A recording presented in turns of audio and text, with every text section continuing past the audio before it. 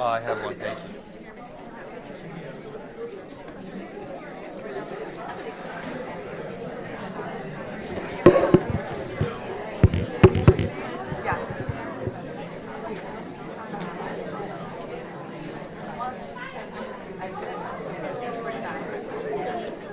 Wow, standing room only again, huh? Everybody Came came to out say to goodbye see to you, me. yeah. Yeah. I'm sure that's it. Every teacher in history.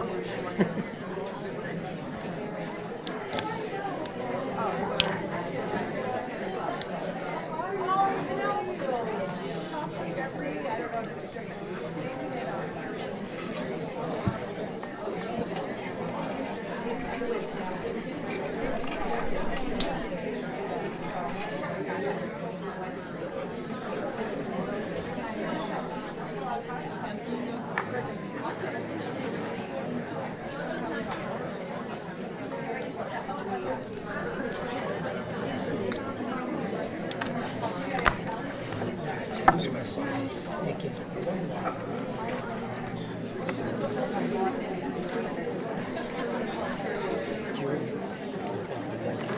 the name of his student? Yes, Sarah. I'm getting old. I can never No, I'm remember trying to think of her anybody's name. last. Sarah Ward. Sarah Ward. Sarah Ward. Warren. Warren? Warren, yes. Yes, and Irene's going to be here as well. Okay. She's and- Irene Fang. Correct. And FENG. When we do the vote as an announcement. Oh, okay. Okay? So Bob, I'm gonna tell you. Okay, everybody's here now? Yeah, we're good.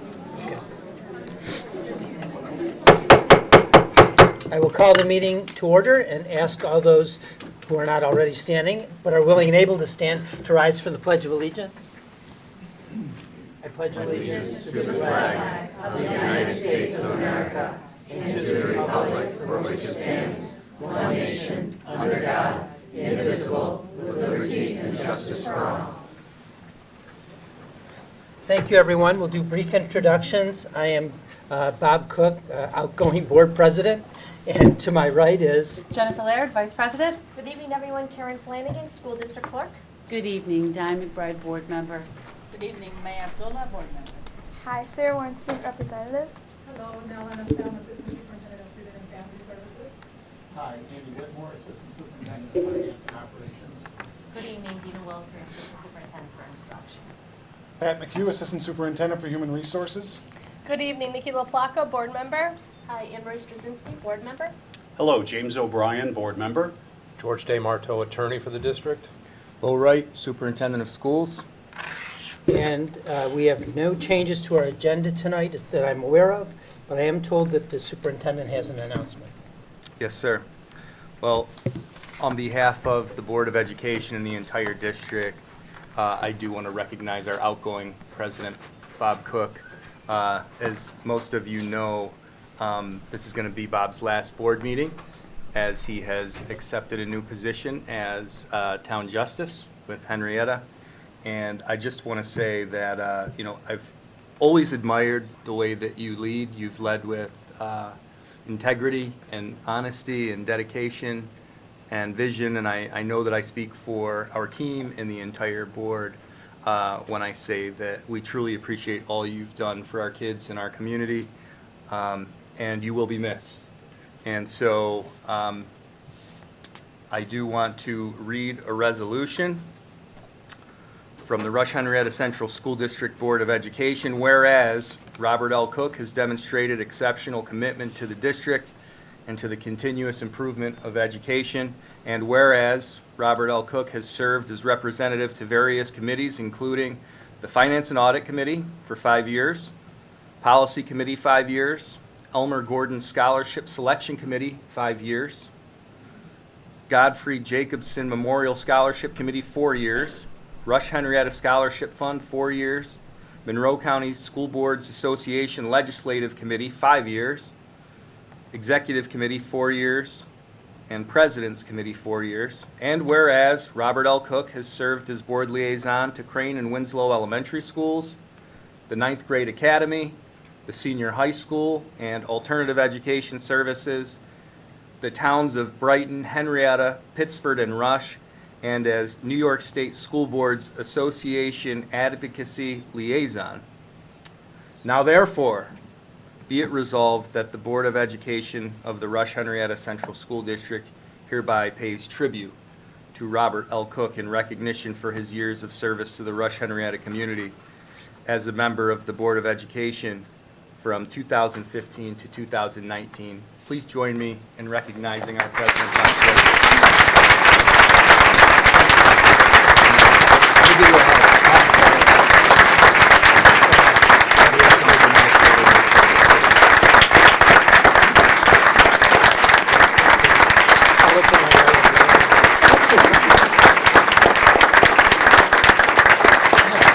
Thank you very much, everyone. Thank you. I tell you, it's very hard to leave. This is such a tremendous district, and the integrity and commitment to excellence exhibited by this board, the superintendent, everyone in this room is something that is unmatched, I think, in this area. So it's hard to say goodbye from this responsibility, but I am looking forward to a new challenge. So thank you very much for the warm congratulations.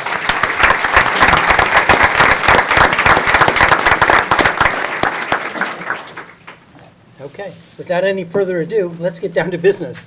And the first thing on our agenda is our report from our student representatives, Sarah and Irene. So today, Make sure everyone's mic is on, by the way. Forgot to remind everyone to turn on your microphones. Today, Student Council met with Mr. Torres, who will be speaking later tonight, and we discussed different options to make our cafeterias more environmentally friendly. One item of student concern has been our styrofoam lunch trays. During the meeting, we presented our findings on the negative effects of styrofoam, as we would like to see alternatives being used, such as compostable trays. Mr. Torres also shared his research and insight on the issue, as he will share with us later. Students would also like to see a study done on our district to find the most affordable and successful options for reducing waste, possibly including an audit on our school's waste done by Impact Earth. Last week, our positivity wall officially went up. Students wrote kind things about our school, and you can see them all over the hall. We are starting up our turkey stuffing, where students will be writing appreciation notes towards teachers in our building. Friday, November 22nd, high schoolers will be representing Rush-Henrietta at the Fall Rock to Change. That's all for the student report. Thank you very much. That brings us to pardon me, our public forum. This part of our agenda is for items that are not on the agenda tonight. We do have a couple of speakers signed up, although once we complete those speakers, anyone else who wishes to address us on an item not on the agenda is welcome to be recognized to do that. If anyone is here that wishes to speak about an item that is on the agenda, just flag my attention at that point in time, and we are happy to have you say whatever is on your mind. So without digressing further, let me call first Sylvine Reiser-Goggin. Where would you like me? Right up here, and Okay.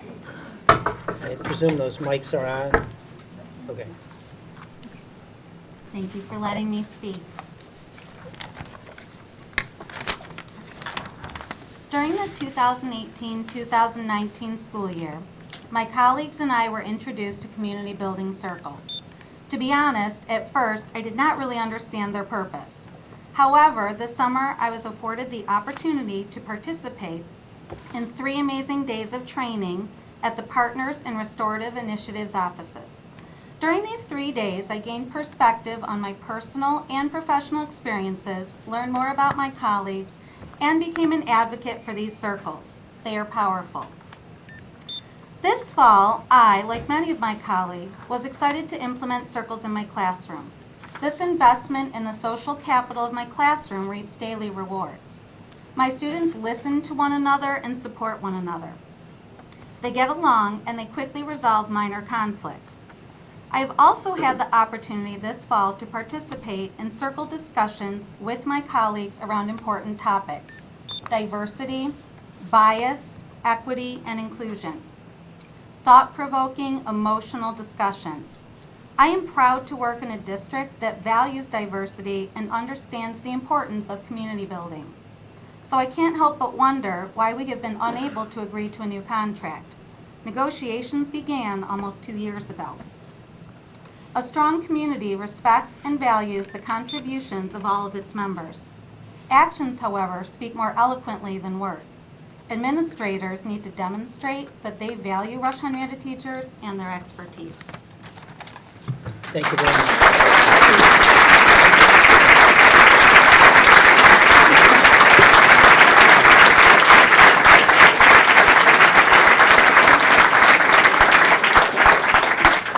Next up is Sheila Buck.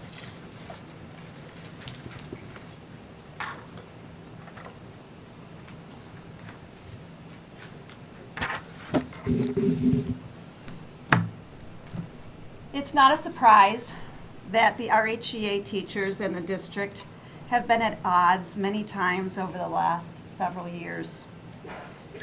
The RHEA teachers recognizes that the superintendent has expressed more than once a desire to improve the climate and the relationship between the RHEA and the district. And I want to be clear, teachers have this same desire. However, in order for a positive relationship to develop, there cannot be the expectation that the association is always wrong and the district is always right. There cannot be a belief that whatever is said by administration is correct and whatever the association says is wrong. There cannot be an expectation that in order to collaborate, the association cannot maintain and enforce our contract. At a recent labor management meeting between the RHEA teachers and the district presented 3 points they would like to see happen. The district asked us not to misrepresent the words of the administration.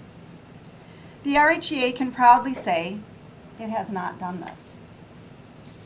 If the words we have quoted are uncomfortable for the administration, we suggest the administration choose its words more carefully. The district asked us to bargain in good faith. We are certain we have done this. We have arrived every time willing to hear and discuss the issues. However, we are not willing to put one part of our membership against the other. We are not willing to bargain a positive raise for certain teachers while others see a negative raise. We were also asked to avoid a work slowdown by asking people not to volunteer, which could be rephrased as, is the RHEA slowing down volunteer work? The RHEA teachers come in early and they stay late. Teachers take work home. Then they get their work done and become frustrated when the amount of work that can be done exceeds the hours in a day. And then still these teachers contemplate coming back for the kids for free. While teachers give of their time often, it cannot be an expectation that they return to work without pay in the evening whenever an administrator asks. Despite the fact that pay for experienced teachers in Rush-Henrietta is in the bottom third of the county, teachers are here doing the work.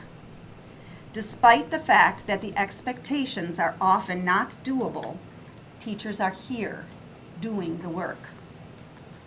Tomorrow, we return to the bargaining table. The RHEA hopes that a fruitful conversation will yield new ideas that can solve the problem of how to fairly compensate our teachers so that their pay reflects the outstanding work they do, and new solutions that can look at how time is used throughout the district.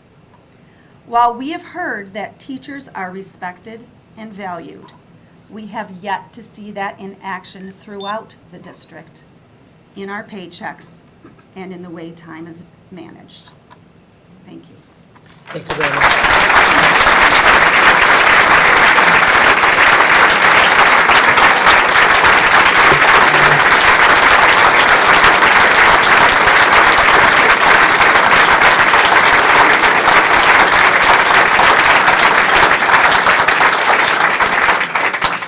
Is there anyone else who wishes to address the board at this time?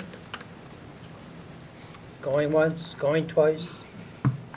The public forum is closed, and we will move on to our consent agenda. And I will entertain a motion to approve the consent agenda, which consists of awarded bids for contracts, treasurer's report, as well as various other agreements and recommendations. I will accept a motion to approve that. Moved by Nikki, seconded by May. Is there any discussion? Seeing none, all in favor indicate by saying aye. Aye. Anyone opposed, nay. The consent agenda is approved. Brings us to personnel actions, number 8. I'll accept a motion to approve the personnel actions. Moved by Diane, seconded by James. Is there any discussion? Seeing none, all in favor indicate by saying aye. Aye. Anyone opposed, nay. Personnel actions are approved. Brings us to our workshop on food services.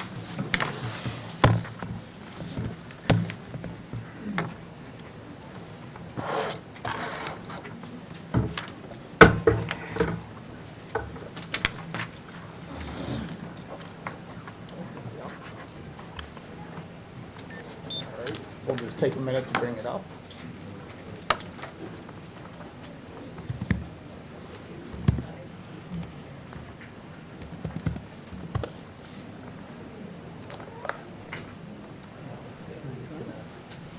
Yeah, good. I just need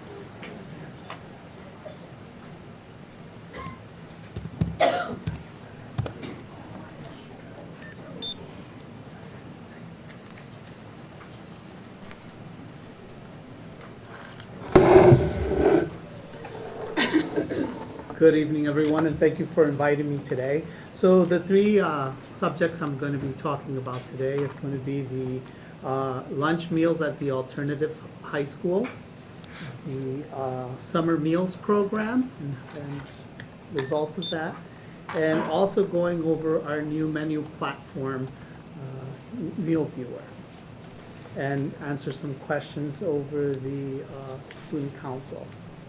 Great. So food service was tasked to provide hot meals at the Webster Learning Center.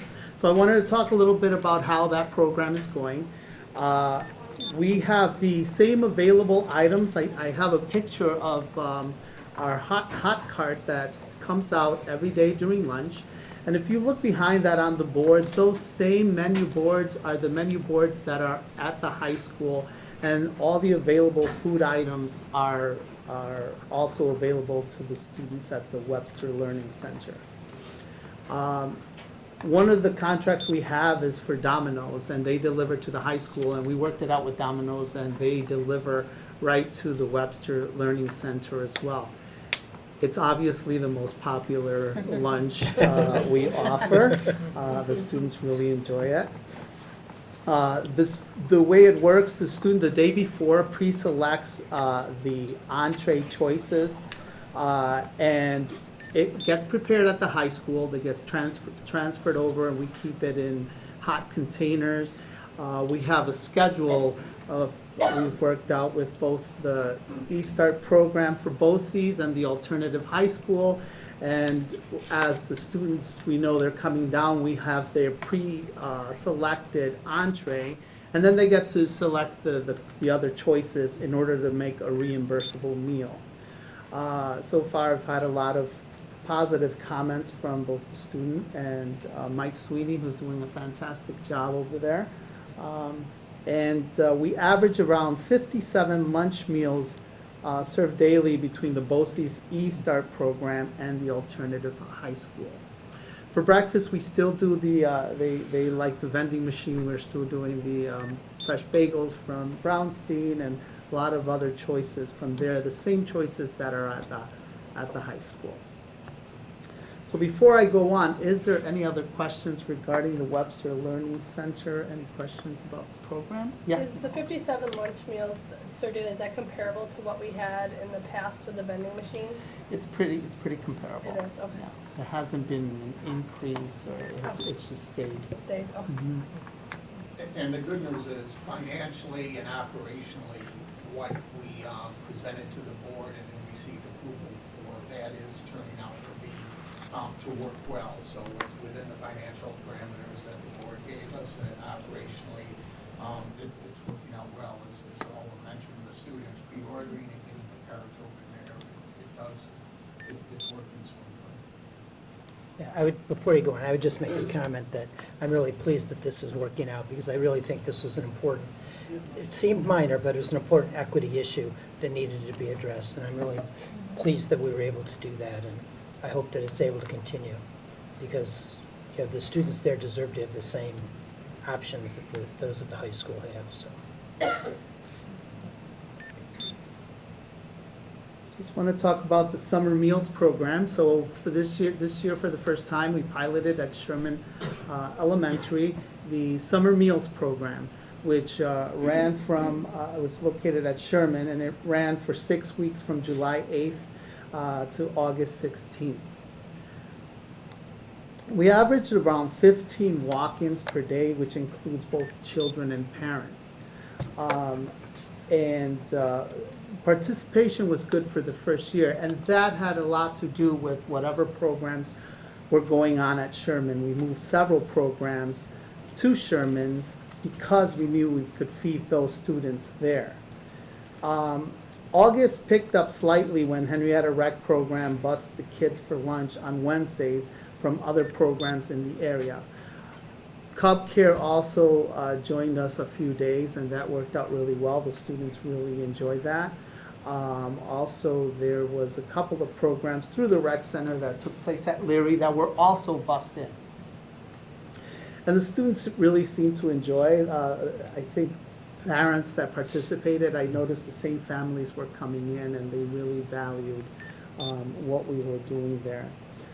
Meal participation is tied to summer program participation, so we really need to advocate for more summer program slots available.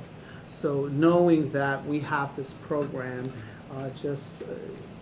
partnering up with the rec program, making sure that they're bringing in the kids and busing them in. Anytime there's a field trip or anything going on, stop by at Sherman, and so we have to really, really push that. So just to give you a sense of how we did at breakfast, this is on average, our busiest day for breakfast was Tuesday. And you can see, I just wanted to see what programs went on. Tuesday we had some of the Cub Care students come for breakfast, so our participation then dropped a little towards the end of the week. And then at lunch, Wednesdays was our busy day. We saw approximately 158 students on Wednesday. Thursday and Fridays were a little slower, and that had to do with a lot of the field trips that the rec program was taking, and they weren't able to join us for lunch. But again, it's just really important that these two programs, that we take a look at this.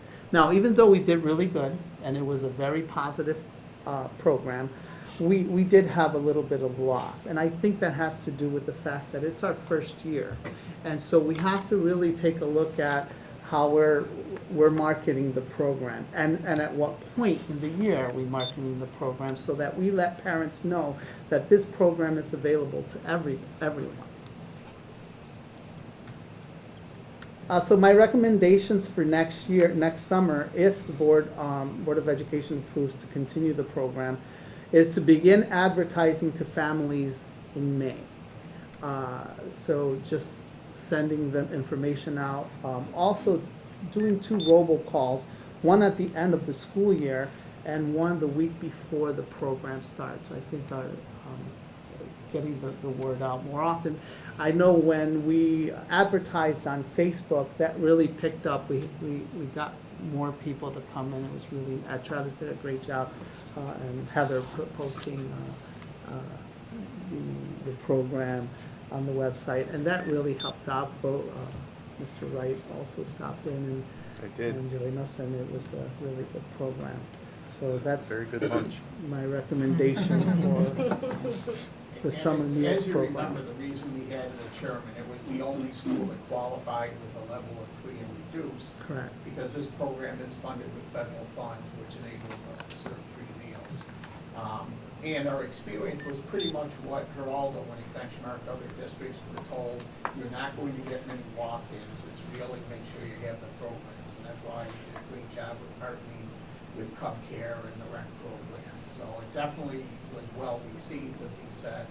So as it gets more well-known, as participation picks up, because the funding is per student, so we need participation to pick up to break even. But it was a great start for the first year.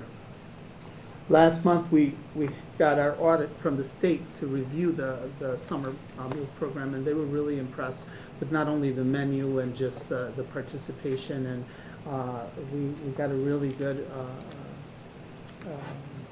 audit from New York State, and they're hoping to continue the program for next year. I think the first year people were thinking this is too good to be true. Right? I've had several people when I said it's free, you can come in for breakfast, and they're like, no, really, is it true? And I'm like, yes. So I think after the first year, now that they know it's really true, we will see an increase as well. We just had an interesting presentation recently by Heather and Travis from Community Relations on the new robocall software and how we can get very specific in our segmenting and targeting audiences. I wonder if have you given any thought to those two robocalls and what the audience would be? Would it be district-wide, or would you parse out by? I say district-wide. Yeah. I think we should try to get all our districts. All ages, yeah. That's great. I know my kids went with the rec program from FIO, and they were upset when they would miss a Wednesday and couldn't go. It was a great program. I took them on a couple Fridays as well, and they loved it. It was a great program, and I really hope we do continue it, because I know families used it, and a lot of families who send their kids to rec program, it's already an expensive piece, and to have that, especially at Sherman and whatnot, to have that extra, you don't have to worry about lunch or breakfast that day. It really does help out families. I loved it. It was great. You know, as you know, I spent a lot of time over the summer and fall visiting people's houses this year, and I got a lot of positive feedback from people about the program, that they participated in it, or were really anxious to know if it was going to continue, which I assured people that it likely would. The only question people did ask is, you know, can it be expanded to other schools so it's more convenient for some people? And I guess it depends on really our free and reduced lunch count. And if that shifts in some of the other schools, it may open up an opportunity to increase our coverage area, right, by adding additional locations. Can we also, because I got a lot of questions about how it works, like do I need to show ID or proof of residency? Can we, when we advertise it again, can we put out like, this is how it works, Sure. You don't need anything? Yeah, nothing is needed, and we'll put that out. That's part of the posters we have to put out. And we also have to advertise in other surrounding districts. So they put our advertisement in their district website is mandatory. So I share our posters and our information with other districts. And I did hear back from City School District. She was calling back and forth because she was really interested in our menu and what we serve. Because she's been doing the summer program, they've been doing the city program for over 7 years. And it has ebbs and flows, and they were looking for really good ideas, and they really liked what we were doing here. So I'm really proud of what Rush-Henrietta has done with the summer program. Great. You should be. Thank you. Terrific. Any other questions on the summer meal? Okay. So I just want to talk on the new menu platform. So what I'm going to show you is what parents and what the district currently sees when they look at our menus. So these templates is the service we had called Menu Magic, and although very pretty, it gives the information to the parents, it gives price, very time-consuming work to put this together for each and every school, for each grade level. On top of that, the only information it gives you is what's being served on that day for breakfast and for lunch. One of the things that happened this summer is it's one of those things just happened They happen for a reason. The templates, the company, Menu Magic, the owner literally fell off the face of the earth. We haven't been, no district that uses has been able to get in touch with him. We couldn't find the templates. We weren't getting the templates, and the school year was starting. So luckily, other districts, we partnered up, got the template, and I was able to create the templates we need. But at the same time, I have been looking for a new menu platform that we can use that's more user-friendly, and parents can really get the information that they look for sometimes when they call our office or they talk to our cook managers. So we found, it's called Menu Magic, and so I'm just going to open it up. And right now it's live, so we're just going to open it up and see what it looks like, and I'm just going to talk through it a little bit. I can accept the terms real quick. So, as you can see, this is where all our schools are going to be housed. I'm just going to hit Crane Elementary. Let me make this a little bigger. Okay. Let's open this up. Okay. So, now this is our new menu platform. What's nice about this menu platform is parents can go in here. Let's say they hover over any food item we have. It gives the nutritional value of every single food item that we serve. Okay? Allergens are really important, right? We want to make sure. So parents can go here, and sometimes they call. It's like my child has a milk allergy, or they have a nut allergy. What can't they have?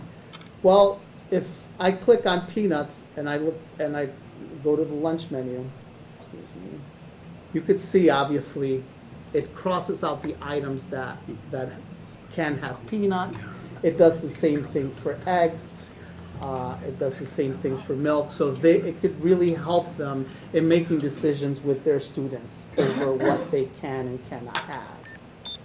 A couple of things about this website is, and I really like this feature, is it's called Let's Add It Up. And what this does for students, for parents, is that, and the school nurses really like this, especially the students, they're diabetic students, that they have to figure out what they're calling us constantly, how many carbs are in these items. So I'm just going to select a few items, and if you see on the right-hand side there, it gives you the calorie and the carb counts, okay? But let's say a student didn't drink the whole milk. They just drank half the milk. So it drops the amount of carbs, and it really gives you a really clear picture of what the students ate.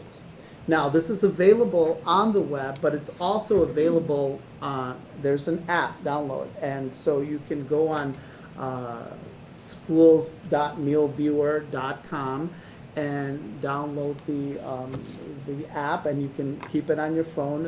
What's nice about the app, students can carry it, they can rate our meals, they can tell us what they like, what they don't like. It'll help me to look at where I can put new items on, or introduce new products to the students. And we still print out menus for families and send them home at the elementary level. And so the print option gives you, it does a variety of things for you. You're able to change let me just let it open, able to change the font size and show item header. And let's say some nurses, I just want to know what the carb counts, and I want to have a hard printed copy of it. So if I go into nutritionals and I hit carbs, it puts it right next to the menu. They can print this right out, and it lists all the carbs right next to the food item, and they can print this out, and the schools can still print it out for their families that they send it to. So really excited about. This works from our software called NutriKids, which is where I do my nutritional analysis, my menu creation, everything that we do, the nutritional aspects of food service department is done through NutriKids. Good thing about Meal Viewer is it seamlessly grabs that information that we already input into that system and creates these menus for us. So this is the new menu platform we have, and we're going to be advertising it. We're just letting the public know. Travis and Heather are working on just sending it out, the information to the parents so they have it available.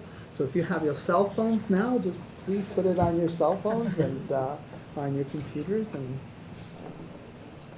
use it as, it's a really nice thing. Questions? When will the elementary school start sending home these printed ones instead of the templates? So they will start in December. December. So December's menu is already, this is November, December's menu is already in here. So it'll pop up in a second, and so these are already in here. I have to say, Harold, this is I'm on the live menu here for December, and you can drill down to a packet of relish. Correct. And hover over it, and you see that it's 1 calorie and 6 milligrams of sodium. Yeah. It's the level of detail available here is really great. And you're right, it's in a very user-friendly format. Mm-hmm, mm-hmm. And also here for parents, you see the school links on the side. It links it if parents want to put money into the student's account, it links it right to meal pay. It links it to the free and reduced applications for parents who are interested in filling out the free and reduced applications. And it links it to our a la carte prices so parents know what the snack prices are as well. So it's a very user-friendly system, and I think parents and students will really appreciate and enjoy this compared to the stagnant menu we had. I'm as a parent with a child with celiacs. Where's your options for the gluten-free? Have they increased, or are they still as limited? Right. It's still limited in the sense Okay. that, because of how grains are counted we still have them available. We still work with families, with students with celiac. We have a lot of students with celiac, and we offer a lot of options with that. Obviously, the menu will not, because it feeds from our nutritional system, and we work for students with certain allergies that are very specific, like celiac. There's product that we get that might not be on our menu, but we have them available to them. And we're still going to continue to do that and work closely with families on that. So what would be is it just the pasta that you've still had, or is it? We still have the pasta. We always have, for example, the chili with the taco meat. On taco day, they can have the tortillas with the taco. So there's some stuff that is available to them. A little bit more option. And the staff's still conscious about the Cross-contamination, yeah. They are trained on cross-contamination and knowing that students with celiac, you prepare their food separately and do it in a seamless way, right? We just want to make sure that the student, they don't want to feel like they're being singled out because they have an allergy. So our staff works really well in knowing that the student is going to come down and will have his meal, and he's going through the meal like all the other students, go to the register and do it as seamless as possible without making them feel uncomfortable. Thank you. On the allergens, does it allow you to click more than one allergy at a time? Yes. You could do multiple allergies. Okay. Yeah. Yeah. And it looks like it's a lot of red, but Yeah. you can always call. You still call the food service office, and I work with families and try to, feed our students. Any other questions, comments? Good stuff. Okay, great. Thank you very much. Appreciate that. Excellent. And I don't have, I didn't include this in the PowerPoint, but there was questions over the trays. And I was invited to student council today, and they did an excellent presentation, and I want to thank them for inviting me to the meeting over the use of trays. One of the things, it's one of those days where we're looking at, I just happened to attend a bid meeting this morning with the results of our paper bid. And now in Monroe County, we're working together to try to look at compostable trays and seeing ways that we can, we placed it on bid to see what the cost would be, see if we can have it. The cost of the compostable tray compared to our styrofoam tray is 3 cents. Our compostable tray is 17 cents. How does that translate in a total year usage? You're talking close to $80,000 in addition to. Now, one of the things that I discussed with the students is the fact that, yes, New York City is doing the compostable tray.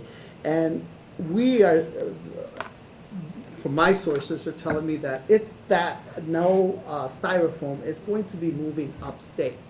But what happens is when New York City did this, they did this in cooperation with the sanitation department, because in order to properly make it a compostable tray, they have to have the ability to compost the garbage. If you put a compostable tray in a plastic garbage bag and send it to the landfill, it's not doing what its intention is. And right now, we use Waste Management. They're not there yet. Eventually, we're hoping that as legislation changes and it becomes no styrofoam, they're sort of forced to look at doing that. The other thing is, and I know the students want to look at doing it now. So one of the things, actually it was one of the students' idea at the meeting, and I'm like, you know what? We're starting that in January. And one of our lines at the high school, we serve pizza and sandwiches.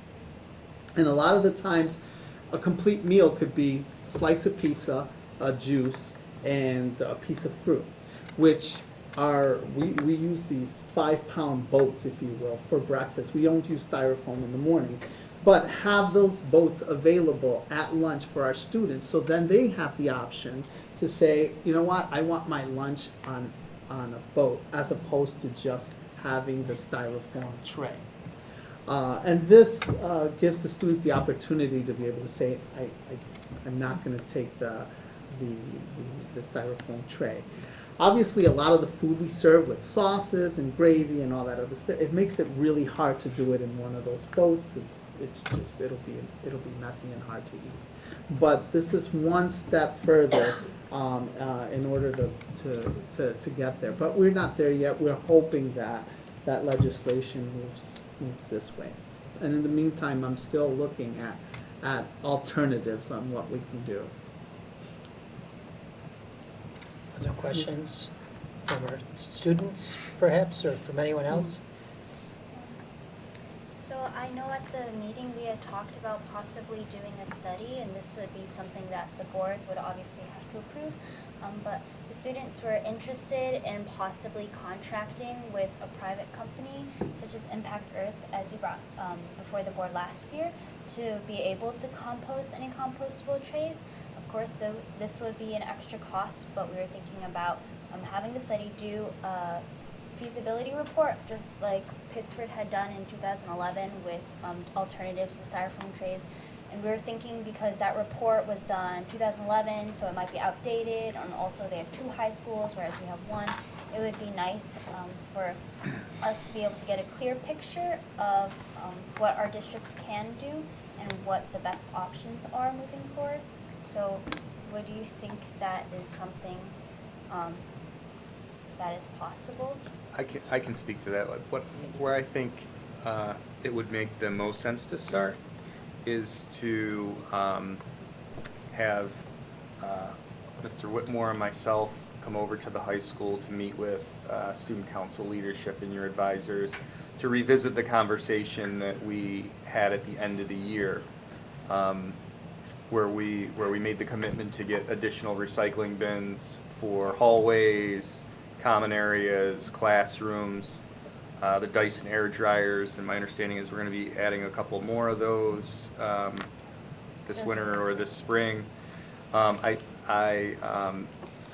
think there are things that we can do together to further the work that student council is doing. So I think that would be the place to start before student council goes and spends the money for an audit. Okay. Okay, so I'll have someone contact the high school tomorrow to get a date on the calendar. Thank you so much. Okay? Thank you. All right. Very good. Any other questions for Geraldo? Anyone? Okay. Thank you so much. We appreciate the update. That brings us to our mental wellness workshop. All right, well, we are going to introduce Diane. She's only been here for 2 months, but it feels like she's been here for 10 years. There's a lot of work to do around the wellness, and it is so good that our district has made this a priority because we know it's going to be a priority for the long haul, just because we see our younger children are coming in with more needs, and that we believe that we'll be able to address over the next few years. So we just wanted to introduce her so that she could talk to you about some of the work that we're doing this year and based on data as well. All right, so thank you everyone for inviting me here tonight. We have been doing a ton of work on mental wellness and before I came here and in the past 2.5 months since I've been here, but I just chose to focus on 4 main areas to give you a snapshot because there's just so much information. So I thought it would be helpful for you to have a little bit of a snapshot. And the areas I'm going to talk about are awareness and education and professional development as one area, looking at the social emotional learning standards and how we are incorporating those into our work, the services, the mental health services that we have for our students, and then focusing a little bit on the trauma, illness, and grief team that the district has and the work we've done with that. Okay. So this is the district priority on mental wellness that I know, of course, everybody here is very, very familiar with. I wanted to start with focusing on a couple results from the Youth Risk Behavior Survey because these results are really driving a lot of our work this year. And I know that the board had a chance to look at some data that we submitted at a previous board meeting, but these are 3 areas that I think really stand out to a lot of us involved in this work, and it's really helped us to focus on our efforts this year. The first one, 35% of the students in Rush-Henrietta reported that they felt so sad or hopeless almost every day for 2 or more weeks in a row. That impacted their usual activities, so that's pretty significant. And then 40% of our students reported that they have serious difficulty concentrating, remembering, or making decisions because of mental or emotional challenges. I think those numbers are pretty staggering. I added the 3rd number because I think it really speaks to the fact that our families also need some support in this area. 29% of our students in the district reported that they've ever lived with someone who was depressed, mentally ill, or suicidal. And I think that this work really has to encompass all of our families and our staff members as well. Students are experiencing this in their homes, and parents are also experiencing challenges with mental illness. So one of the things that I'm going to share with you is ways that we're incorporating some support for families as well. Okay, so the first area I wanted to focus on was the awareness and education and professional development. So I just wanted to share some things we've done each month since September. When I started in September, one of the first things I did was give a online survey to the counselors and social workers. I really wanted to get a sense of what they feel some of the challenges are with them implementing their services in the district, what are the strengths of the mental health department, and what areas they would like to receive additional professional development to help them meet the needs of our student population. I thought that was really important that we build capacity in our staff as well, because the needs of students are always changing, and mental health staff in schools are constantly needing to learn new skills and learn about new challenges that students have. So based on their feedback, we scheduled some workshops to support them. For the Superintendent's Conference Day in October, I collaborated with Jill Bernhardt, and we got our social workers, counselors, and school nurse teachers together on that day. And the K-6 staff worked with the Center for Youth. Nalika Murray is wonderful, and she worked with them on some social emotional learning strategies that were really focused on those learning standards that I'll talk about in a little bit. And then for the 7 to 12 staff, we had Dr. James Wallace, who's a psychiatrist, who spoke to the staff about addressing anxiety. And we also had Susan Colligan, who is directing the partial hospitalization program. And the reason that that came about was a lot of the staff at the 7 to 12 levels shared that there is a lack of communication with students who go into partial hospitalization, and that they just returned to school and we don't have a lot of information. So we really wanted to work with her on improving that communication. One of the next steps that came out of that is we're collaborating on a form that districts are going to use with Strong that is going to share that information more readily when students return. In November, at our leadership development meeting, I presented a workshop to all of the district and building leaders, really on understanding the impact of trauma on students, sharing some therapeutic crisis intervention techniques as far as de-escalating different student behaviors, addressing mental health needs, and also introducing those social emotional learning standards, because that is something that is new to a lot of districts, and I wanted to make sure that district leaders are aware of the direction that we're going at with that. And then we also, I don't know why that is over to the right, sorry about that, but also talked to DPAC about the social emotional learning standards, and then where we are with the priority plan of work. And then coming up in December, we have the first of 2 wellness workshops scheduled, and that's for parents and educators and community members. And it's based on the needs identified in the Youth Risk Behavior Survey. So we have Dr. Wallace coming back to present on strategies to support both adults and children with depression and anxiety. And we felt that the time of year was a really great year to address that, because the holidays are a very difficult time for a lot of our children and families. And he wanted to give some practical strategies. Are there any questions about the education piece or professional development? So talking a little bit about the mental health services and programs, the social emotional learning standards are going to be a big area of focus, and there's 5 CASEL competencies, they're called. So it's identified by the Collaborative for Academic, Social, and Emotional Learning is what CASEL stands for. And those have identified really the skills that they're saying that all children and people in general need to learn to be successful while they're in school and in life. There's been really extensive research on these standards. One of the most interesting studies looked at young adults, and they found a significant relationship between the social emotional skills they had in kindergarten and their outcomes 13 to 19 years later.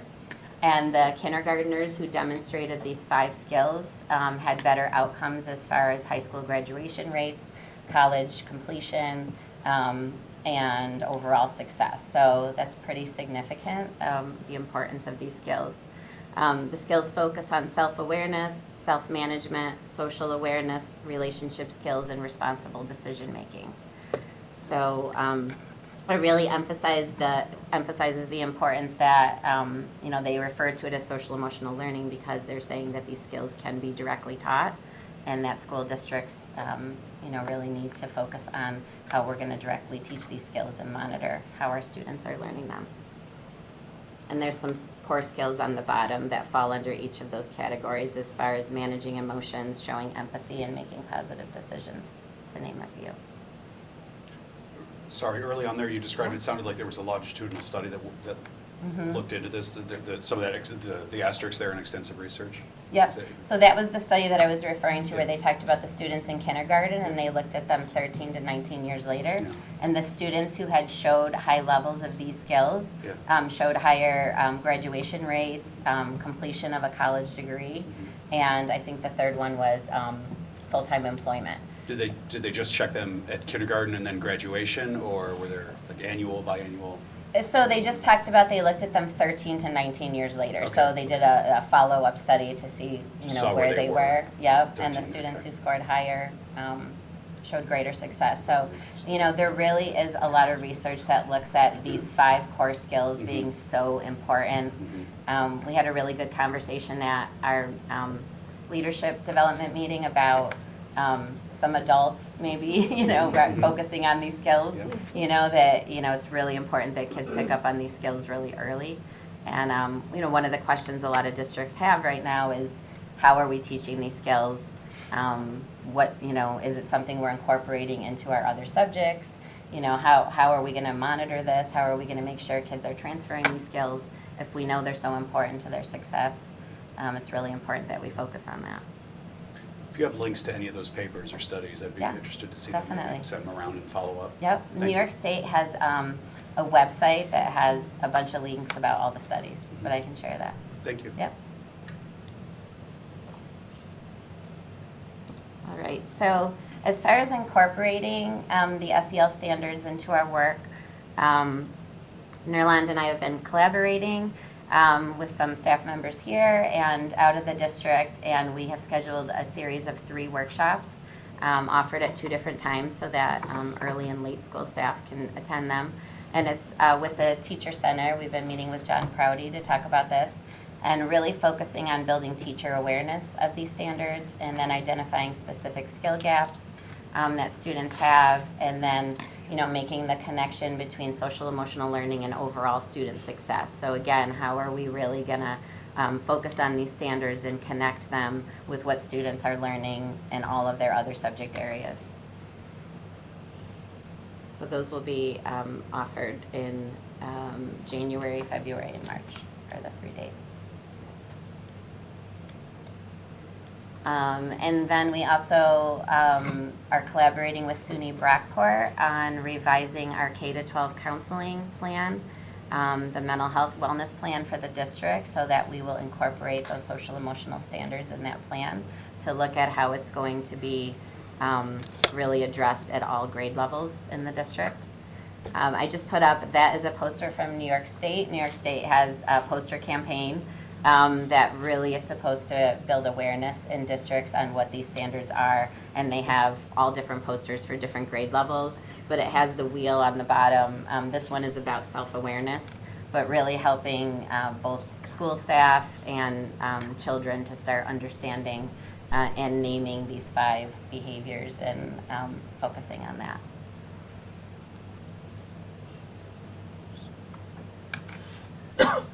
Okay, so talking a little bit more about the mental health services and programs, one of our goals is to really expand our collaboration with community agencies. So right now we have a collaboration with the Healing Connection, and Courtney Smith, who is our therapist from the Healing Connection, currently has a caseload of 34 students, and that is between Rothberger, the senior high school, and the Webster Learning Center. She shared with me that she receives approximately 1 new referral per week consistently. So there's definitely a need for those services.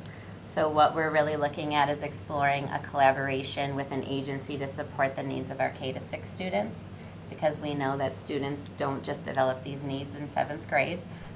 They have these needs throughout elementary school. There are other districts that have collaborations with Genesee Mental Health or Hillside, so that is one of the things that we're focusing on right now, is finding an agency to collaborate at the younger levels. Who makes the referrals? Mostly teachers, but she does get some referrals from administrators. She said a lot of it is through like behavior achievement team meetings, where the team decides as a whole that they're going to refer a student. If parents do parents ever make a request, or do they have to go through like a private insurance? No, she said that there are parents, generally it is the school staff that refers, but parents are involved from the very beginning because she reaches out and there's a whole intake process that parents are involved in. But most of the referrals do come from school staff. The referrals come from the school, but they talk to the parents first. And usually when the parents are interested, if there are parents who need help with filling out the application, because it's an extensive process, just because their insurance is what pays for this service to the healing connection, they will help the parent complete the application as well. What about parents who might not be able to afford the insurance? Right now, at least the students that are referred, most of the parents are able to get the paperwork done. So it's not free, it has to be free Right. insurance. Yeah. What about the parents who can't, so most of them have the insurance that will cover this? Yes. Yes. So far, since we've had the partnership with the Healing Connection, it's not an area that we're hearing as a concern. Because what we were hearing was that most of the time parents want the help, they just didn't have time to get the kid to the services that were available, or sometimes it takes forever to get an appointment. Correct. Now, Healing Connection is right here on campus, so it's easier for them. Is that something publicly the parents know that this is a resource we have? Or is it just because if parents don't know about it? I mean, it's great that these referrals come through the school, but maybe if more parents knew of our connection with them, that could also help parents whose their child, you might not think that child has any needs, and you'd be surprised. There's a lot. And there's more work needed to be done around that, because we just started it hasn't been a long time since we started the partnership. Right. So there were a lot of stuff that we needed to work out when we piloted. This is truly the full second year. Because I was going to say the second year of this? Yeah. is- Yeah. One of the other, oh, sorry. No problem. Remember when we Yeah. started, we tried it with the senior high The- school and the Webster, and yeah, then we the- expanded into Rock and Berger. And I was just going to share that one of the other areas that's under this district priority of work is increasing communication with families through a resource booklet or an online. I had a meeting recently about it looks like a really great online resource for parents and students can punch in different things that they want support with, and it comes up with which adult in the district can help with that and all different resources. So that is something that we'll be working on this year to make sure that parents are aware of what the district has. Other than working with staff to help them recognize the signs of mental health, is there any, maybe that's something you were going to mention, incorporating that into our health curriculum to help students recognize them, like these signs when we see it?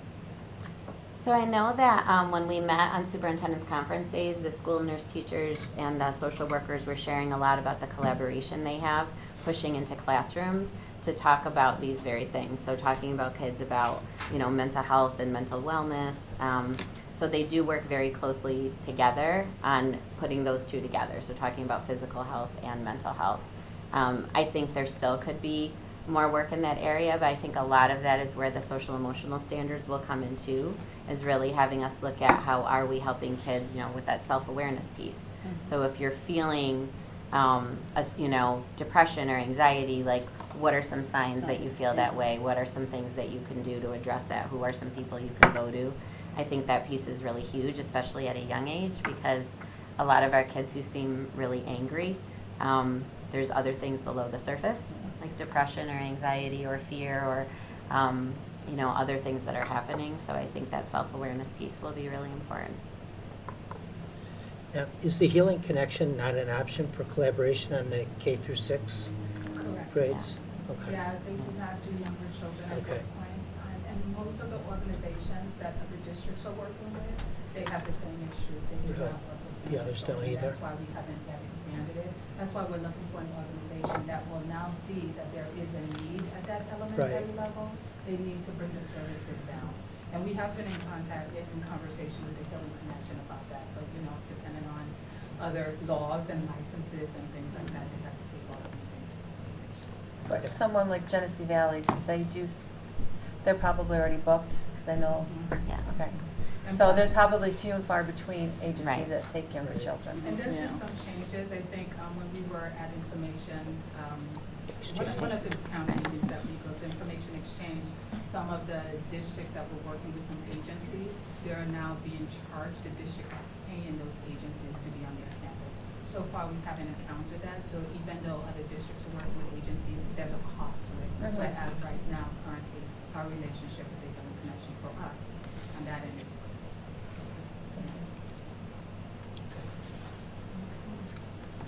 And the last area I just wanted to highlight was our district TIG team, the Trauma, Illness, and Grief team. We have a very large team in Rush-Henrietta, which is great, of mental health professionals that are supporting students. In October, the team and I met and we completed the school district assessment tool. This is a measure that's used by the Office of Mental Health for districts to really look at the effectiveness of their TIG team, look at strengths and areas of focus. We do have 5 new members that are currently being trained, and we have scheduled a workshop for January with the Office of Mental Health to really practice some of the things that we experience, or might experience, so that we're prepared. And something that I really wanted to focus on was collaborating with the Office of Mental Health to schedule refresher trainings. So I did a survey with the current TIG members to find out when they were trained. And we do have, many staff members who were trained many years ago. And so I think, again, with the changing needs of our students, it's always important to keep staff up to date on what they might experience and to do those practice exercises so that, if a crisis does occur, we have staff that really have the capacity to handle that. So I've been talking with the Office of Mental Health about that and about possibly having them come here because we have so many staff members who could use a refresher training, and that will be something that we'll be looking at next year because they have a change in the person who's taking over the TIG team. But that will be an important area to, again, just keep people's skills up to date and make sure we're prepared. Okay. So those are the 4 areas that I wanted to highlight. And just, reiterating that the journey is kind of continuing, and that, there's so many different areas. I feel like every meeting I go to, I leave with another suggestion about how to address mental health in the district. And I think there's so many people throughout the district who are really passionate about this, and there's so much already being done. So I think if we just continue to build that capacity and make sure that we're supporting our students and our families, and anytime there's new needs coming up, that we're, really figuring out how to address those needs and provide that support throughout so that our students really have that, through K through 12, and that our families know that we are, we're here to support them as well. So I don't know if there are any questions or comments. I would just like to thank you and all the work that you're doing. I know that as students we see a lot. And I think what Ms. Laird said is really right. You can't always recognize when people are dealing with mental illness or trauma or a lot going on in the family. People are really good at hiding their battles behind, a fake front because they want to fit in with everyone else at school, and they don't want to, be seen as someone dealing with a lot of things. And I think just being able to expand the resources available to students will be really helpful. For example, I have some friends that would love to go to therapy or talk to someone beyond, even just the counselors that we have at school. And they're amazing, by the way, but their family can't afford it or something like that. So I think just being able to expand those resources would be so helpful. Absolutely. Thank you. Anyone else? Thank you for that. Anyone? Great. Thank you so much. We really appreciate it. Thank you. That brings us to the ever popular district policies, regulations, and exhibits. And I will accept a motion to approve the 5 policies that are on second read. Moved by Nikki, seconded by James. Is there any discussion on any of them? If not, all in favor? Wonderfully well written. They are. They really are. There's a lot of Kudos time to and the- care went into these. Kudos to the policy committee, whoever they may be. I know. All in favor indicate by saying aye. Aye. Anyone opposed? They are approved. We have a number of policies on first read, and I will start by asking for a motion to move all of them to second read, and then we'll see one by one if there's anything that anyone wants to follow up on. So move to second read by Jennifer, second by Diane. Any discussion on any of these? I know George had some comments. Well, it was just the one on 4531, actually, the first policy, talking about the scenario that we've been trying to address where we need to bring someone home and the cost. I thought that somewhere in that new section, the second to last paragraph of the policy, there ought to be a reference to a medical emergency that might necessitate that, rather than just focusing on behavior. Right. Perhaps it could just be adding exhibiting dangerous behavior, conduct warranting additional supervision, or a medical emergency. That makes sense to me. Is that acceptable to the mover and seconder? Yep. Then we'll write that in, and if we approve this to go to second read, it will be with that revision included. Any further discussion? Seeing none, all in favor of moving the first read policies and regulations to second read indicate by saying aye. Aye. Anyone opposed, nay? They are moved. Brings us to the superintendent's report. Okay, just a few reminders for the team as well as the board. The Equity and Inclusivity Committee meeting will be taking place tomorrow night in this very room at 5:30. The committee meeting will be competing with Leary's Literacy Night. So speaking for myself only, I'll be starting the night with the Equity and Inclusivity Committee and then running out to Leary to do some reading. Roth rallies will be Friday afternoon at 1:15 for those of you who are available.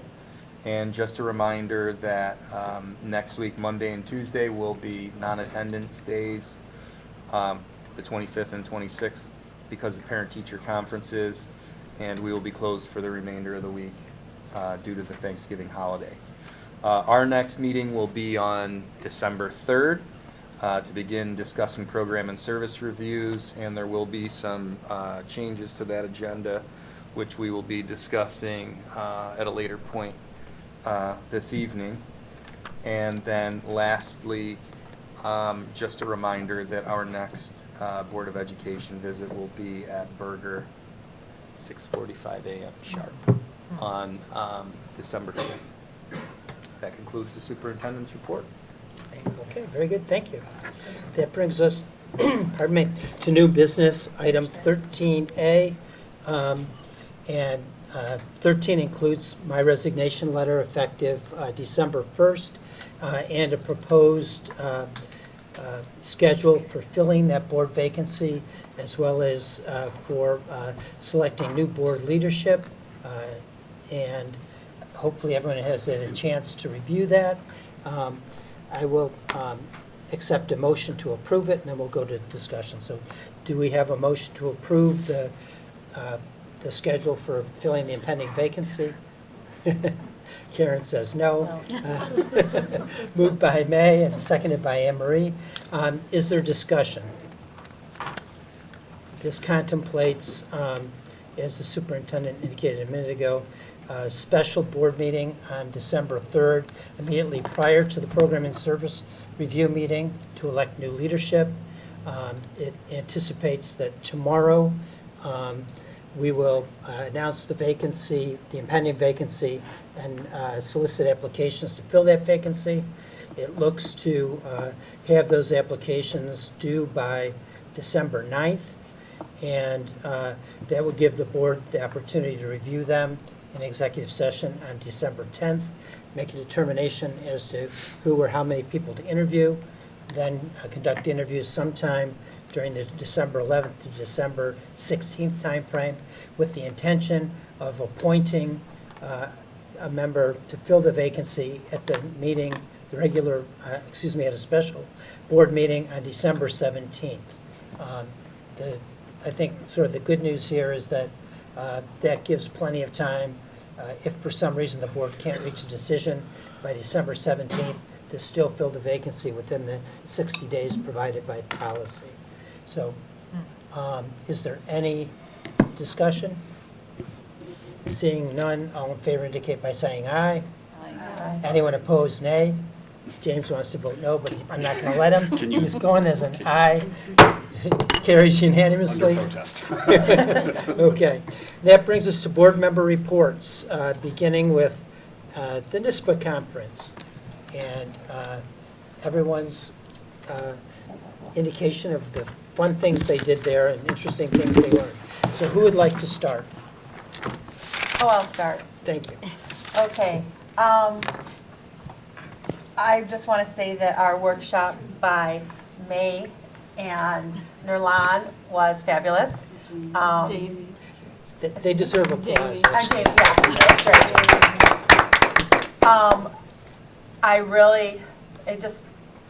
I thought the best part of your workshop is when you gave me something in Arabic, and it's like, I mean, I couldn't only imagine coming here and getting English and feeling the same way. And I just thought that really put it in perspective, so thank you. It was a great workshop. Attended some wonderful workshops, and it was funny, you go to read the board report, and they had the students, May. Did you notice that? May and I went to a student about building relationships with student panels, and sure enough, students from the Rochester City School District were there, and just engaging about the importance of student involvement, and it's great to see such wonderful leadership here with with Sarah and Irene. Your name was slipping my mind. Sorry, Irene. But it's wonderful to see the student involvement. Really good workshops. My favorite, and I don't think Anne-Marie liked it. I did not. Okay.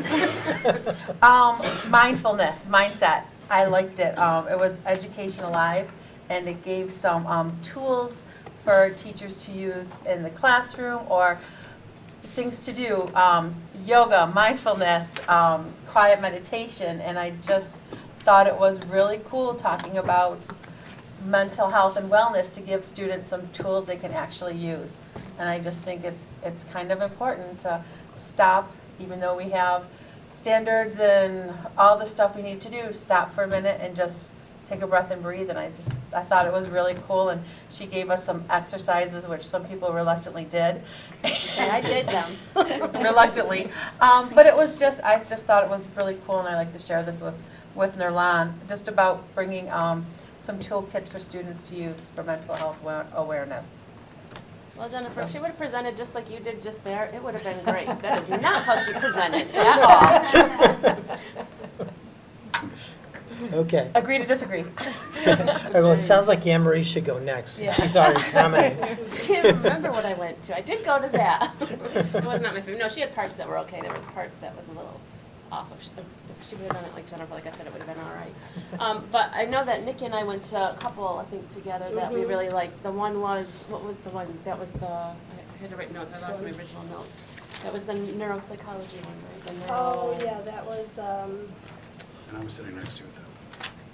Were you in that one? Mm-hmm. My brother's keeper, you went to that one. was it the Oh, reducing the- stereotypes and promoting inclusivity and Oh, childhood? yes, that one we went to. Yeah. Yeah, I think we both liked that one Yeah. a lot. They talked a lot about, well, the interesting thing is how they started it is when we start to, form biases and stereotypes. And then they gave us this little quiz to figure out if we were right. And I think after the first one, we got them all right. But that first one, we were a little bit off. They start a little bit younger than what we expected. They talked about ways to address them all throughout different approaches through school, which I thought was really good. And there's a really great short video that we watched called Being 12, and it talks about the discrimination that all these 12-year-olds faced. It was heartbreaking, actually, because it kills me that in this day and age that these things happen. But it was a really good video. I suggest everyone goes on there. It was right on YouTube called Being 12, and it was down somewhere. Well, I pretty much said mostly what it was, but I would suggest watching it. It was really good. It was really quick, maybe 5 minutes at the most. Yeah, I thought that was probably one of my favorite ones I went to. But I also went to the one that was called, I think my other favorite one was accepting and celebrating the LGBTQ student. And a lot, how Nirlan started hers, and she talked about a child who, you know, exhibited XYZ. This person started out the same way, and it turns out in the end, which I was pretty sure was happening, but they talked about a couple different kids who were transgender and some of the things that they were going through and all the stresses that occur, but not only just on that child, but on the family as well. And it was fantastic. So he was a little, people always say, you know, the hard talk. This guy had the hard talk. He said things that I was like, wow, that's really going to bother a lot of people. But it's what he faced. And long story short, Noah turned out to be his son, who was his daughter less than a year ago. So he just found out in January. I thought it was amazing that this man could come in and go through all the heartache that everyone has faced, and it hasn't even been a year. And he just jumped right into this with both feet, and it's incredible the stuff that he was doing. I really thought that was a fantastic presentation. That's probably my other favorite one, I think. Well, there was one I know I really liked, but I couldn't remember, and he didn't have handouts. My Brother's Keeper. Yeah, I love that one too, but you can talk about that one if you want. We did enjoy that one. Yeah, we both went to that. It was about My Brother's Keepers initiative. It's basically a collaboration between the school district and the local government, where they both sign an agreement and a commitment to help boys of color, young men of color. It's an initiative where it has a budget like of $200 million. New York State, one of the states who's adopted it. And they provide mentorship and they provide internship opportunities, and it's really amazing because the guy he is really passionate about it, and he walked us through the 6 milestones of what it means to be in that program or participate in that program, and he provided links for anyone who's interested. So it was really we enjoyed it, and he made it sound so interesting because the way he was presenting it. So it was good. And one of the things I went to the session with Jennifer about the activating student voices. Was a panel of students from Rochester City School District. It was eye-opening. I think everyone in the room left with something in that day, because when I went in, I expected an adult to present how to activate student voices and how to encourage students, but it was presented by students, and it was hard for me to hear them talk about the hardship they go through from mental health, their home life, and how they don't think they're valued enough and their voices were heard. So, and it was fun for me to see another side of Jennifer when someone in the audience kind of attacked the students, saying that we do have jobs, we don't just sit around and you expect us to do more. And Jennifer was like, she almost jumped out of her seat. I saw that mother, teacher, protective side of her. So it was, and I think giving them that platform was really amazing to see. And everyone in that room, I think, left with a different perspective, and I'm hoping that they would use that to reach out more to students and to hear from them. Yeah. The other session I went to, besides My Brother's Keepers, was about the mental health part. Things to do for teachers to help recognize the signs in students. So that was fun. I also like the showcases from students from Greece and the Genesee Valley, because Greece presented something called Mosaics, which is a club for students. Yeah, that was amazing. Good. Yeah. And Genesee Valley was like a STEAM program where they incorporated ELA, technology, and life skills together in a project. It was really amazing. I think I'll tag on, because I didn't even realize you guys were in the same room as me on some of these presentations. But what I tried to do this year, I tried to go to as many sessions as I could related to equity and inclusivity. You know, it being such a major issue, priority for us, and I would say a priority for many districts, and a major issue, here at home and around the country. I believe it was the first day of the conference, I went to the Planting Seeds of Diversity session given by the Fairport School District, and Brett Provenzano was there with some of his students, and I caught about 3/4 of the session before I had to go. But you know, what I liked about that session was that they spoke very openly and honestly, and as students of color, about the experiences they've had in the schools there in Fairport, and you know what they're doing to really take it by the horns and you know, look to improve their cultural competency. It was really pretty refreshing to just hear kids talk about. You know, there was one young woman there of Latin descent who talked about how the accent mark in her surname has been mispronounced by teachers every year she's been in school since kindergarten. And you know, things like that. So for them to kind of, it was very, you know, it was a little bit raw, and it was a little bit emotional to hear directly from these students and the way it impacts them. But then to hear about, you know, what they're doing in Fairport to really tackle this in the last 5 years. They've created, you know, they've conducted school climate surveys, they've created a diversity council, and a whole number of other things. And then the accepting and celebrating the LGBTQ student. I was in that session as well, and I really enjoyed it. But you know, I took away, there was that slide about the optimism, and they had some statistics about what you know, how high school students who are out, you know, their view of the future. That like something like 3/4 of them, you know, say that and recognize that things will get better. And the other thing I thought was interesting, that students that are out report being happier. Students that are out to their families report being happier at a higher rate than their peers. Something like 66% or something like that. I thought that was very interesting. So there's hope for the future. I mean, it was emotional, It really was. but there was some hope for the future there as well. And then there was the one I think you mentioned about reducing stereotypes And promoting inclusivity in childhood. Yes, my notes are terrible here, I can't read, but there was a couple of faculty members from the U of R there. Oh, yeah, that was smart, that was smart. But I thought, you know, the misconceptions that they tackled right away, you know, children are colorblind. Well, no, they're not. They're very perceptive of the world around them. And that, you know, children only learn their prejudices from their parents, and that's also not true. It's a complex web of sources that it comes through. And the third misconception, that diversity is a nice add-on, but not impactful academically. And of course, you know, we know that also is not true. I went to the session on the neuropsychological perspective on social emotional learning. That's the one I didn't get to, yeah. But Yeah, we were sitting next to each other at that one, remember? And then at the end, no, because we walked out, because the first half of the session, it's a neuropsychologist who's a superintendent downstate, talking about the research, the neuroscience into all of this, the things that social workers have understood for years, the things that counselors have understood for years, all of the behavioral issues that our kids experience.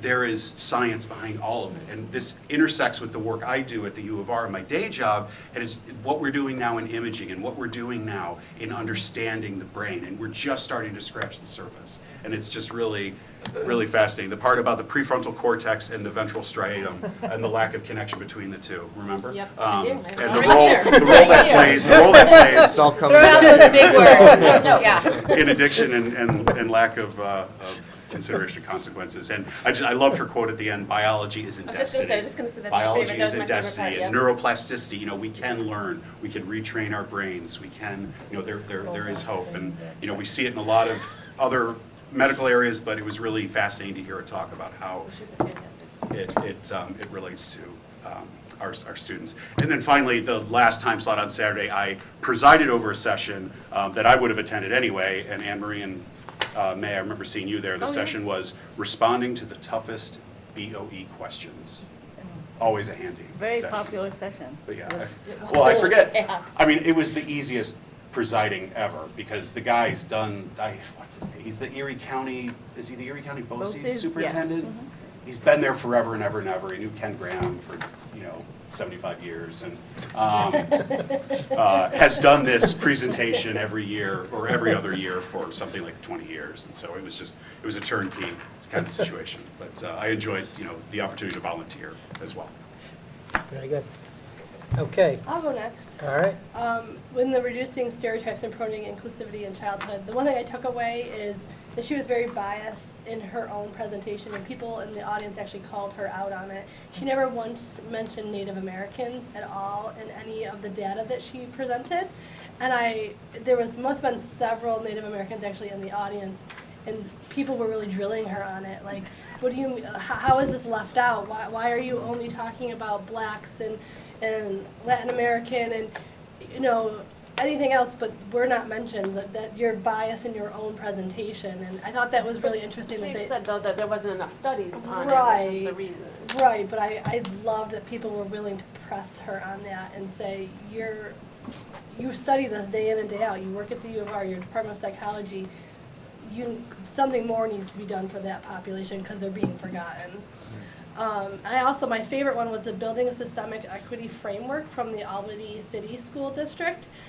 They were cited for disproportionality several years ago, and that qualified them for a grant to work with NYU for 5 years for free, which was amazing because all of the data that they were able to collect and the analysis done by NYU about, you know, really delving into why that happened and where it stemmed from.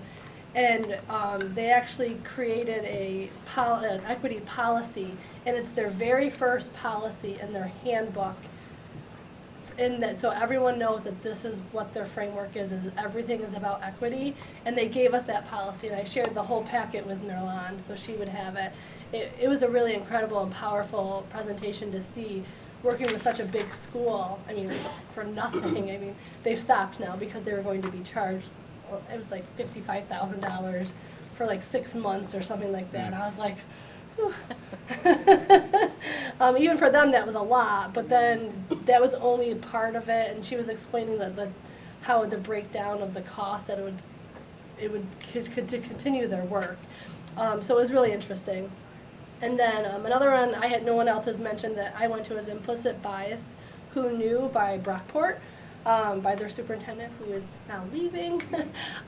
She did such a great job, but they talk about their diversity certification program, and they just did their first session. It's a year-long program, and they meet once a month. The only issue I had with it is it's such a small group. I know it's a little bit smaller school district, but it was only like 20. 20 people that did it for the year, and then they're going to do another course this year, so there's another 20 doing it this year. But if it's a systemic problem, I feel like you need to move maybe a little bit faster than only 20 people per year. But it was really great. There was a board member involved in the first course, and she was there, so she got to speak a little bit about it. It's really impactful, and some of the things that they talked about in this course, and raw and seeing people, how emotional they got about talking about the diversity issues that they face in their district. It was great, and I'm really sad that she's leaving Brockport because I love seeing her out at the different committees and stuff. So, but it was really good. The other ones have been. Oh, I went to one that was building diverse teams through vision and mentoring. Not what I expected. I was really hoping to hear more about creating your pipeline from your students and how to mentor them to come back to your school district, and it was definitely not that at all. So it was.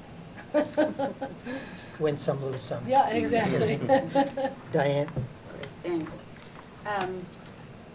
Thursday I went to one about keeping our schools safe. Wanted to get a different perspective. The Saratoga Springs Board, they were presenting information about them because their board voted not to allow, they call them grounds monitors, but like our youth assistant security guards to carry guns on campus. And it was very heated and very contentious, the whole process they went through. And then actually, one of the presenters was on the school board, was not reelected because they stood firm in believing, that guns should not be on campus. So because of that, they stepped back to look at, school safety and things that we can do without having the guns on campus in order to try and promote that safety aspect for our school community. And I found it interesting in that there are a lot of things that we're already doing that just affirms that the forward motion that we're taking. Talking about, they wanted to have SROs in the building to build those positive relationships, to have that visibility. So I equate that to right now kind of our great relationship that we have with the Monroe County Sheriff's Department, and they're in our schools and we have that relationship. They did admit to that having SRO in their buildings, there was a cost to it, and it wasn't something that they could, you know, afford to do in all the buildings. A couple of the key points I took away that we've talked about is positive school climate equals lower levels of violence. So as we continue to have our PBIS and mental health programs, this comprehensive social emotional supports we're talking about is going to help us prevent, it's going to help us prepare, respond, and recover from different issues, from whatever, you know, little to big. A thing we've talked about before at this table is every student needs to have a connection of at least one adult in the building. We talked about that, and they're just beginning to really realize that that's what they need, is for students to be able to do that. So I guess kudos to our school community for thinking about this earlier and working on it. The one piece that I found, just looking at my notes and kind of from the email we received recently, was talking about threat assessment. And has your school really done a comprehensive threat assessment? They gave a particular person that they were using, but it's really a tool that really helped them formulate some of their security processes. So it's something we think about. And I mentioned this to Nurlan, the one piece they were talking about was the reunification process. You know, what if you had a serious event? How do you reunite with your families? What is the process? Do we have that in place? So like, I hate to say it, but it's Santa Clarita, which I have family out there too, James, they showed, you know, where the families went to go to reunite with their students when there was an incident. And we just saw it also too with Arundecoit, you know. Do we have that process? Are we aware of it? Are our families aware of it? How do we get that information out to them? Because that's an important piece of when you have an incident and you have to remove your students. It helps keep the parents, the families, yes, you're upset, you feel like there's chaos in you, but it helps them control that and get to the place they need to be to find out where their families are. And they stress this, and we know we've talked about it, but we need to do lunchtime drills. We have to do, because that is an area where you have most of your students together. We need to do it. So that's the piece I took away from that. On Friday, because after we had our lunch for the Public Relations Awards, I was listening to everybody talking about all the different places they were going. I go, well, I was going to go there, and I was going to go there. And I decided I would go to School Board, Are You Listening? They have a 9-member board, looking at listening to each other and not necessarily always agreeing, which, you know, they've learned that you have to do that compromise like we do. But the pieces of getting yourself out there into the community.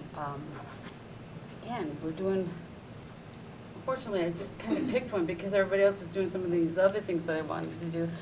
But one of the things that they do every so often is they have just a community forum where they just, on this date, we're just going to be here, and we're here to listen and hear what you might have to say.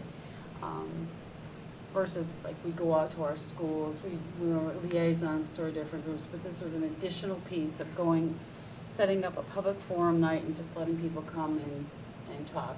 I don't know if it's something we want to do, but I just thought it was something different that we haven't done. I think the piece that we're doing now with live streaming our board meetings is another positive that we're doing to help get the information out to our groups, to our community. And then in the on-board, if you really, really want to know what happened at the business meeting, they went into pretty good detail on it. with all the different resolutions, and I think the pictures were really great in here. Actually, it's one of the best ones I've been to in a while. We made it through all the resolutions that were sent in advance. Some of them, they put in rewording of some of the resolutions. Any resolution that didn't get sent in on time was not brought forward to the business meeting. I would say we were done by 12:15. Wow. So if you want to know more about it, I know you're not all as crazy as I am about this stuff.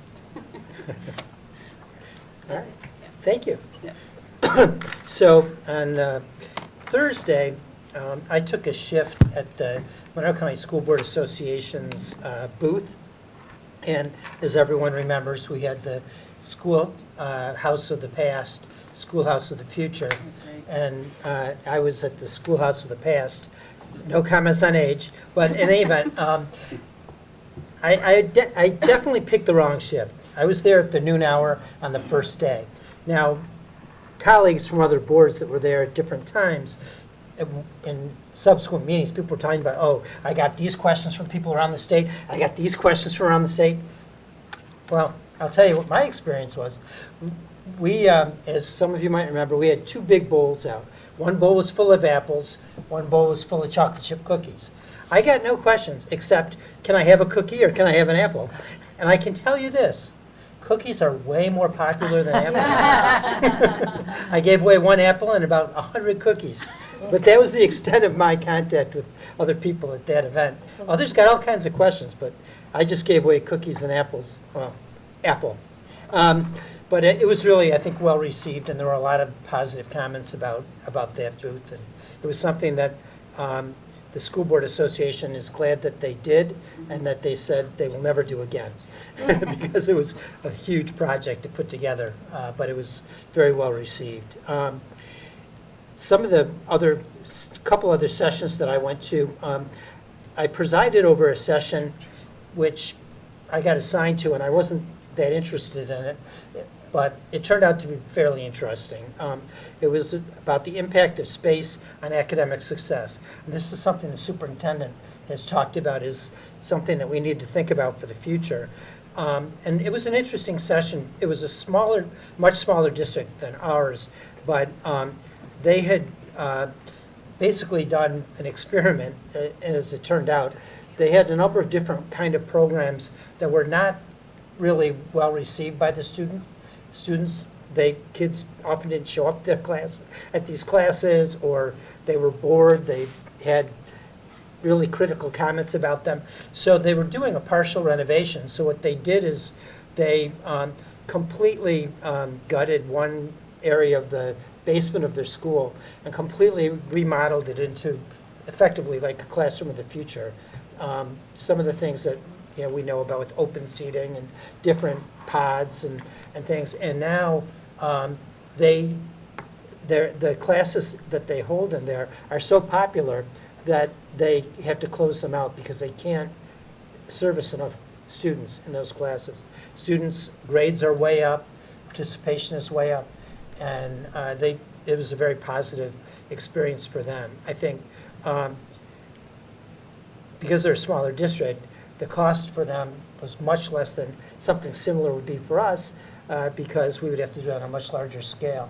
But they had some grant money, and they went through the whole way of how they financed it, which was interesting, but not really necessarily apropos. But it was a very interesting session. Particularly, they had both, the superintendent was there, as well as the architectural firm that helped put it together. And the one architect really just loves doing schools, and she had such enthusiasm that it kind of got the whole room interested, maybe more than we would have just listening to the superintendent. Superintendent was, what's that? That's usually the case. No comment. But it's actually interesting too, because the superintendent talked about how she was a new superintendent, and this ended up being one of the first things that she did, which everybody advised her not to do. But she decided it was a hill she would die on if she had to. And now it helped her stabilize her own job there, and everybody loves her, and it turned out to be a great success. So it's kind of interesting. From bad ideas, both. That's what I started right. thinking. That's right. Taking some notes there. That's right. So, yeah, and that was local. It wasn't even from Switzerland, like where you heard about that stuff. So, another one I went to, I'd been to a similar session in the past, but it was about crisis communication monitoring. And the presenters were communications folks from one of the BOCES, and I forget which one it was at the moment. But it was an interesting session. Again, it was reaffirming because they're really advising people to do nothing that we're not already doing. And I think, frankly, our people do a better job of it than the presenters did. But it was interesting, and there were a lot of questions. The thing that always amazes me when we go to these is how many districts discover things that is like brand new information to them, that they're shocked to hear about how some of these things are done, and things that we've been doing for a long time. So I'm going to conclude there and see if Bo or anyone else that was there has anything they would like to add. Well, Nerlan's presentation was my favorite in May. And I also just wanted, Diane mentioned earlier, the communications luncheon. For those of you that don't know, our community relations team, Travis Anderson and Heather Campo, they received an award there for some of the work that they did around advertising for bus drivers, and Pat and Kristen certainly were a big part of that, so kudos to them. Only thing I wish that they had done that, they offer the sessions in multiple times, because there were really interesting sessions that I wasn't able to attend because they were running at the same time. And I did put that in their survey, so let's see. Historically, that has happened in the past where they have done that, but because they have condensed the amount of time we were at conference versus, being 4 to 5 days, because of the cost of it and the cost for folks coming to it, so they've kind of narrowed it down. I agree there are some that would be worth seeing a second time, but that's kind of how we've gotten to that way. So The school board, the County School Board Association said that the NISBA is considering expanding again. They can't do it for the next 2 years because they're already locked in New York City, but the third year out, they're looking seriously at adding another day back onto the schedule because of so many critical comments about the unavailability of sessions for people that are of interest. So, condensed a little too much. right. Okay. Anything else about the conference? Another good conference. It was a little different having it here at home than when we go away, but it was a good conference.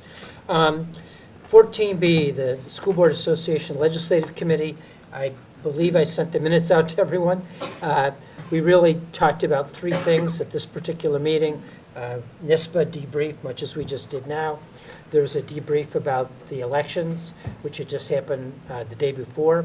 And also a lot of talk about some of the new appointments at the State Education Department, and acting people and other people shuffling around, including Leslie Myers. And so that's really what happened there. The school board president's meeting, primarily the conversation was about early start times. The Webster District, as we know, late start times. The Webster School District, as we know, has started their secondary schools later. So there was a lot of conversation about that. And then the other thing which gets talked about at every one of those meetings was succession planning, because there are always some groups that are still thinking maybe they're not doing things the right way. DPAC. We met on the 7th. They always do their group reports. Bo reviewed the parent engagement priorities. We went over the survey content, the parent survey, and the administration timelines. Some are little adjustments to some of the questions. I just shared with him, somebody gave me a couple thoughts on one, but we'll see know what happens to that. And the other really big piece that evening was that Diane Wynn came and presented to DPAC, pretty much the same presentation you saw here tonight about equity and mental wellness. So to kind of give those liaisons an idea of what's being done so they can take it back to the PTOs and let them know that, you know, this is the progress we've, in her short time here, how much work she's really done. So that was pretty much the meeting. Okay, very good. The Henrietta Youth Development Advisory Committee. Meeting was postponed to the 25th. What's that? The 25th. Ah. We haven't met yet. Yeah. Ah, okay. Instructional Space Committee. I covered for Nikki because she was somewhere warm while we were getting snow. So the second meeting, which is, it typically is a review of the data of our enrollment, looking at the trends, kind of reviewing what our the map, looking at developments that are coming, the ones that there's a few that we're keeping our eyes on because they may produce more. There's a couple that we're kind of not so worried about because some of the properties are part of estates that, you know, there is so much turmoil within that it probably isn't going to happen, but we keep those on paper so that we don't lose track of them. Karen, I'm going to call Kristen, I looked at you and had Kristen in my head. Karen does just such an amazing job with her enrollment projections. We looked at those and where it ended up, and her rate of being under projected was only 0.2%, which is pretty amazing. That's 12 students basically. So she really did a great job with that. The piece that we were looking at is the trends for Vollmer, for Berger, and took some conversation about, you know, what do we do? What are we looking at? The next meeting, they'll have a finalized conversation about that, preparing for a report to come here to the board in January. So, good meeting. Kind of forgot how much I enjoyed Space Committee. Very good discussion. Very good. Okay, brings us to board meeting recap and preview. We will be having a visit at Berger on the 5th of December at 6:45.